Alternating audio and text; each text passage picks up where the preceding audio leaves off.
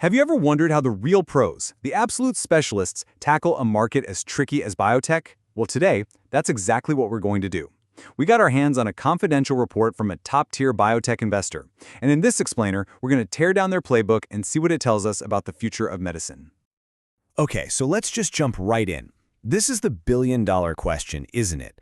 Biotech is this wild world of deep science, super long clinical trials, and, let's be honest, massive risks. So how does a firm not just survive in that environment, but actually thrive by placing huge, confident bets on the right companies?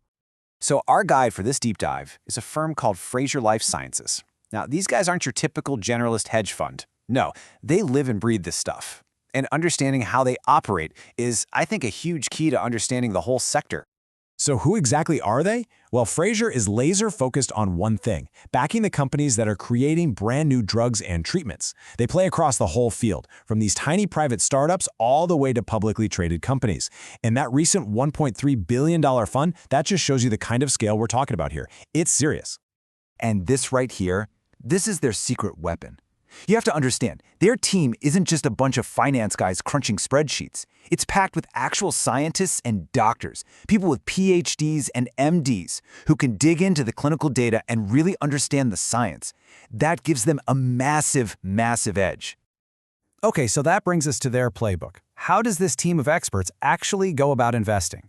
Well, they use this really unique hybrid model that gives them incredible insight across the entire life cycle of a biotech company. Let's break that down. They're what's known as a hybrid biotech investor. What that really means is they're playing in two different sandboxes at the exact same time. On one hand, you've got the super high-risk, high-reward world of private startups. And on the other, you've got the more liquid, public stock market. This dual approach is everything for them. You know, the best way to think about it is like a professional sports team. Their venture fund, that's like the farm system. They're out there scouting for raw talent, these super early-stage companies, and they nurture them for years. It's risky, for sure, but the potential payoff is huge. Then, their public fund, that's the major league roster. They're investing in more established players, ready to capitalize on opportunities in the market right now. Having both gives them this incredible 360-degree view. All right, so that's the theory. But how does this strategy actually translate into their public portfolio? What does that major league roster really look like on paper? This is where we get to see their high-conviction ideas in action. First off, just look at the sheer scale. We're talking over $3.3 billion under management. But honestly, what's way more important than the total amount of money is how they choose to deploy it. And this chart, this tells you everything you need to know about their philosophy. They are not diversifying just for the sake of it.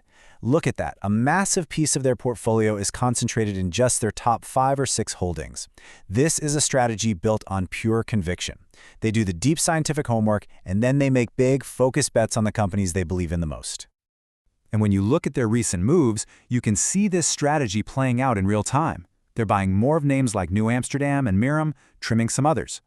They're constantly on the hunt for companies that have a specific catalyst coming up, like a new drug approval or some big clinical data that could really make the stock pop. Okay, so we know who Frazier is and we know how they operate. But now for the really interesting part.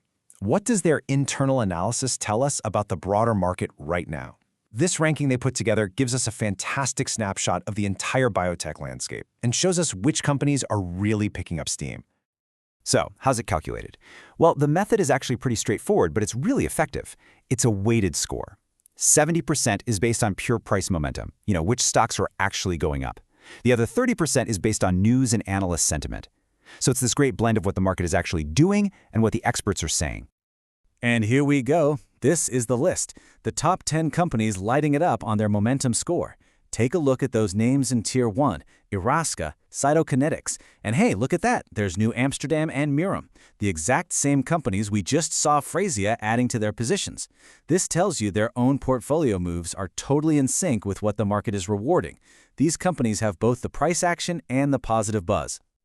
So what's the big picture here? What do we take away from all this? Because, a list is just a list. The real insight comes when you start to analyze the themes within it and see where the smart money and the market momentum is really flowing.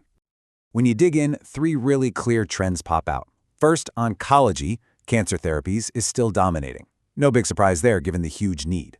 Second, the cardiometabolic space, which is all about heart disease and metabolism, is really heating up, with New Amsterdam Pharma being a perfect example. And finally, companies focused on liver and GI treatments are seeing some major momentum from big catalysts. So you see, this isn't just a list, it's practically a map of the hottest areas in biotech today. You know, this quote from the report, I think it just nails it.